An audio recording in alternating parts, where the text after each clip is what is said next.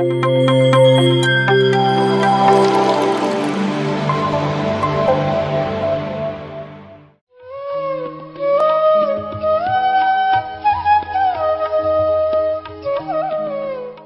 ಹೆಸರು ಪ್ರವೀಣ್ ಅಂತೇಳಿ. ನಾವೊಬ್ಬ ಆರ್ಕಿಟೆಕ್ಟ್. ನಾವೊಂದು ನಮ್ಮ ಅಮ್ಮ ಅವರಿಗೆ ಧ್ಯಾನ ಅಂದ್ರೆ ಬಹಳ ಇಷ್ಟ.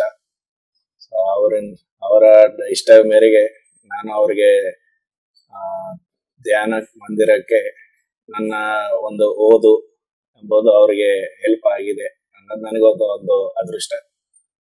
ಸೊ ಅವರಿಗೆ ಒಂದು ಧ್ಯಾನ ಮಂದಿರವನ್ನು ಡಿಸೈನ್ ಮಾಡಿ ಕಟ್ಟಿಸಿ ಕೊಟ್ಟಿದ್ದೆ.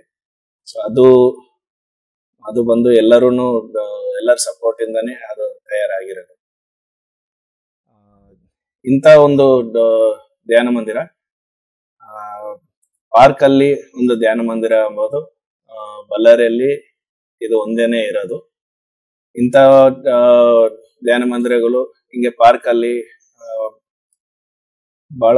ಬಹಳನೇ ಆಗ್ಬೇಕು ಎಂಬುದು ನಂದು ಆಸೆ.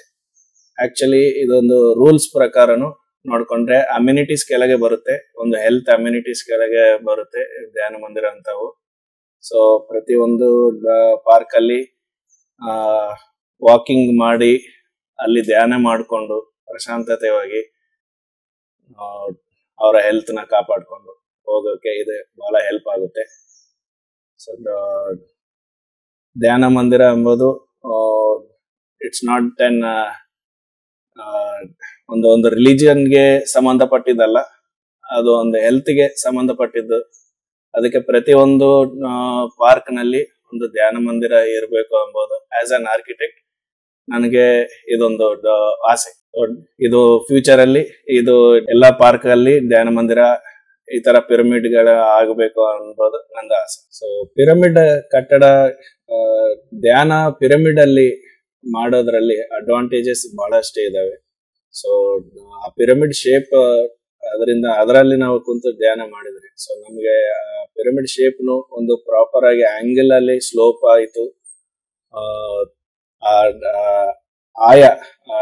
ಪಿರಮಿಡಿನ ಆಯ ಮತ್ತೆ ಅದು ಸೈಜ್ ಅದರದ್ದು ಅಳತೆ ಎಲ್ಲಾನು ಪ್ರಾಪರ್ ಆಗಿ ನಾವು ಅದನ್ನ ಕನ್ಸ್ಟ್ರಕ್ಷನ್ ಕರೆಕ್ಟ್ ಆಗಿ ಮಾಡಿದ್ರೆ ಅಲ್ಲಿ ಧ್ಯಾನ ಮಾಡೋರಿಗೆ ಬಹಳ ಉಪಯೋಗ ಆಗುತ್ತೆ. ಕಾಸ್ಮಿಕ್ ರೇಸ್ ಅನ್ನೋದು ಚೆನ್ನಾಗಿ ಎಂಟ್ರಿ ಆಗ್ಬಿಟ್ಟು ಔರಾ ಅನ್ನೋದು ಕ್ರಿಯೇಟ್ ಆಗುತ್ತೆ ಧ್ಯಾನ ಮಾಡೋರಿಗೆ. ಸೊ ಧ್ಯಾನ ಪಿರಮಿಡ್ ಮಾಡೋತ್ನಾಗ ಪಿರಮಿಡ್ ಕನ್ಸ್ಟ್ರಕ್ಷನ್ ಮಾಡೋತ್ನಾಗ ಇಂಥವೆಲ್ಲ ಸ್ವಲ್ಪ ನಿಯಮಗಳು ಎಲ್ಲ ಪಾಟಿಸಿದ್ರೆ ನಮ್ಗೆ ಬಹಳ ಉಪಯೋಗ ಇರುತ್ತೆ. ಪಿರಮಿಡ್ ಶೇಪ್ ಮತ್ತೆ ಅದರದ್ದು ಡೈಮೆನ್ಷನ್ಸ್ ಅದೆಲ್ಲ ಒಂದ್ಸಲ ನಾವು ಚೆನ್ನಾಗಿ ಅಧ್ಯಯನ ಮಾಡ್ಕೊಂಡು ಅದ್ರದ್ದು ಹೆಂಗ್ ಬೇಕಾದ್ರೆ ಹಂಗೆ ಪಿರಮಿಡ್ ಸ್ಲೋಪ್ ಕೊಟ್ಟಿದೀವಿ, ಪಿರಮಿಡ್ ಮಾಡಿದೀವಿ ಅಂತ ಅಲ್ಲ, ಅದ್ರ ಪ್ರಕಾರ ನಾವು ನಡವಳಿಕೆ ಮಾಡ್ಕೊಂಡು ಹೋದ್ರೆ ಅದರಲ್ಲಿ ಕುಂತು ಧ್ಯಾನ ಮಾಡಿದ್ದವಾಗ ನಮ್ಗೆ ಔರಾ ಅನ್ನೋದು ಕ್ರಿಯೇಟ್ ಆಗುತ್ತೆ. ಕಾಸ್ಮಿಕ್ ರೇಸ್ ಅನ್ನೋದು ನಮ್ಮ ಬಾಡಿಯಲ್ಲಿ ಎಂಟ್ರಿ ಆಗಿ ನಮ್ದು ಏನಾದ್ರೂ ನಮ್ಗೆ ರೋಗಗಳಿದ್ರೆ ನಯವಾಗುತ್ತದೆ. Thank you. PMC Kannada channel ಅನ್ನು ಲೈಕ್ ಮಾಡಿ, ಶೇರ್ ಮಾಡಿ, ಸಬ್ಸ್ಕ್ರೈಬ್ ಮಾಡಿ ಮತ್ತು ಮಾಡಿಸಿ. ಎಲ್ಲರಿಗೂ ಧನ್ಯವಾದಗಳು.